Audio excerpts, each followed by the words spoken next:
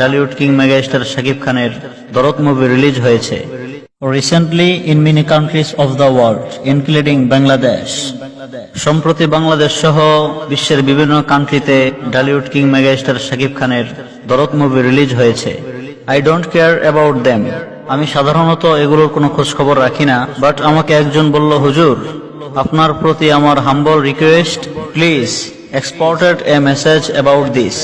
Please এই বিষয়টি নিয়ে আপনি একটি মেসেজ এক্সপোর্ট করেন। I think is very very important topic.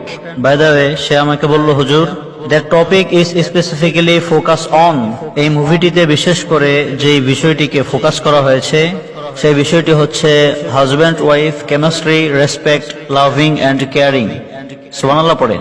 Husband ওয়াইফের প্রতি যে ভালোবাসা, উদারতা, কেয়ারফুলতা, একে অপরকে বোঝা, এই বিষয়গুলোকে ফোকাস করা হয়েছে।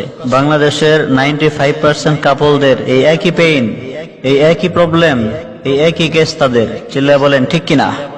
একজন আরেকজনের প্রতি কোনো ভালোবাসা নেই, কোনো কেমিস্ট্রি নেই, কোনো রেসপেক্ট নেই, একে অপরকে বুঝতে চায় না। প্রত্যেকটি relationship chemistry, respect, loving and caring, এই বিষয়গুলো লং লাস্টিং রিলেশনশিপকে ডিজার্ভ করে। Otherwise not possible.